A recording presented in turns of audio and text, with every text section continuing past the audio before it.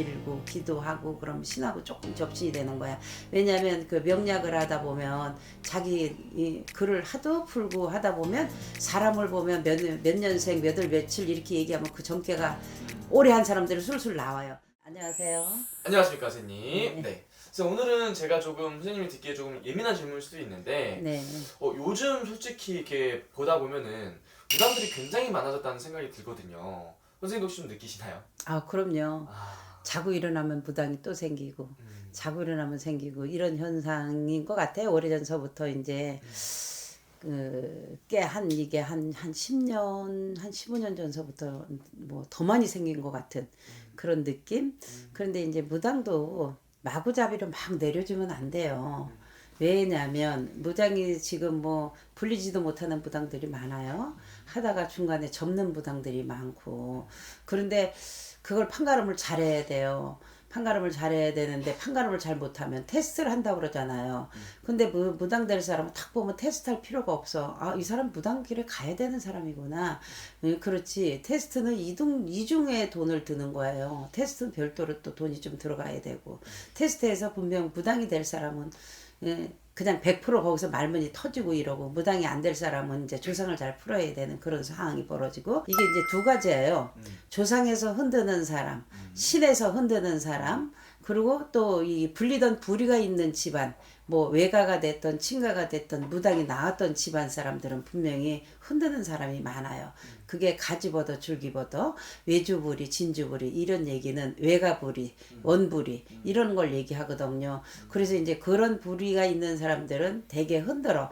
옛날에는 한 대 건너서 할머니가 하면 손주가 하고 손녀가 하고 이렇게 한 대를 건넜는데, 지금은 건너지를 않고 형제가 하고 또 할머니가 하면 엄마가 하고 엄마가 하면 또 아들 딸들이 내려오고 이런 현상이 많아요. 거르지를 않고. 그게 이제 뭐 자연의 현상일 수도 있고, 우리나라가 옛날엔 일본 정책 산에다 혀를 많이 질러서 장수를 못 나오게 했던 그런 부분이었는데, 지금은 개발을 많이 해서 산을 많이 깎잖아요. 네. 깎다 보니까 신이 산에 있는 게 아니라 사람한테 달리붙는 그런 수야. 옛날 말이 정감록 말에는 말년에는 쑥대만 흔들고 오줌만 싸면서 진저리를 쳐도 무당이 내린다 소리를 했었거든요. 근데 지금의 그런 세계가 된 것 같아. 그래서 무당이 이제 뭐 일종의 자기가 제대로 무당을 딱 신을 내리고 나면 신기가 없어지고 천기잠잠 만기잠잠 소리가 있어. 아무렇지도 않고 멀쩡하고, 이러다가 한 1, 2년 가서 그냥 집어치우고 뭐 몇 개월 가서 집어치우고, 이런 사람은 조상에서 흔든 사람이지 무당에 신이 흔들어서 가는 거는 아니거든요.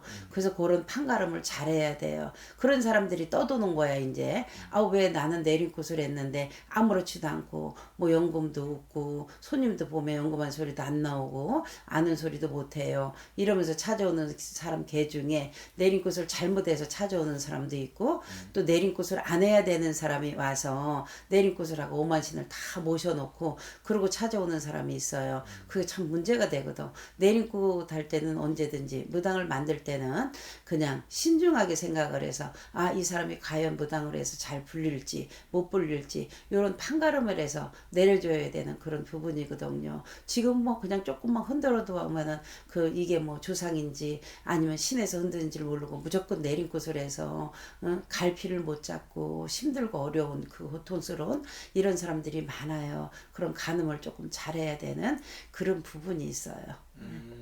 그러면 무당이 많아지는 이유 중에 하나가 혹시 막 그런 말들이 있잖아요. 무당을 하면 돈을 많이 번다. 무당을 하면 뭐 편하다. 이런 소문들 때문에 그냥 무당이 되려고 하는 그런 사람들도 좀 많이 있나요? 그런 사람도 배워서 하는 사람도 개 중에 있어요.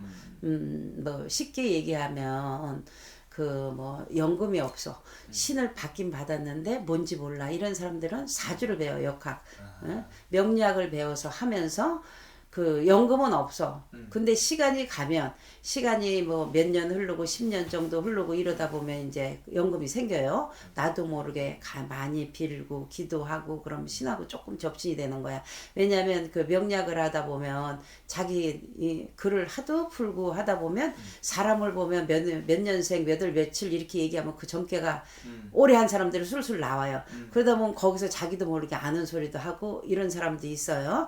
근데 이제 그런 사람들은 이 구세, 우리 굿이 종합 예술이잖아요. 네. 구슬해고 골수를 풀고 뭐 조상을 풀고 이런 거는 잘 못하죠. 하기는 한다 그래도 다른 무속인을 불러서 그렇게 하는 부분도 있고 그래서 되게 그 이렇게 배워서 하는 사람이라 아니면 또 신을 그냥 내리지도 않고 그냥 굿만 해가지고 사기 기질이 많아서 요즘에 사기꾼도 많잖아요. 그냥 뭐 조금 연금한 듯 하면 사람 신금을 울리고 사람 속을 다 알고 그 뭐 심지어는 이런 소리를 들었어요.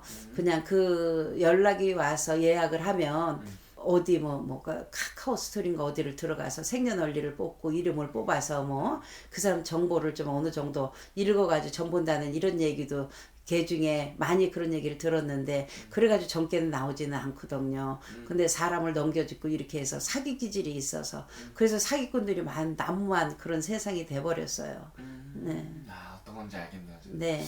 알겠습니다. 저희가 또 앞으로도 또 이런 이 신적인 관련된 질문도 앞으로도 많이 드릴 테니까 네. 시청자분들도 좀 기대해 주셔도 좀 좋을 것 같습니다. 아, 그럼요. 잘 보고 신중하게 생각을 하고 내리고 하실 분들, 또 신에 뭐 갈피를 못 잡는 분들, 또 내가 내림을 해야 될지 조상을 풀어야 될지 이러는 분이 있어요. 그런 사람들은 명쾌히 잘 어디 가서 상담을 하고 그러고 판단을 해야 돼요. 알겠습니다. 네. 모두 좋은 말씀 또 감사합니다. 네.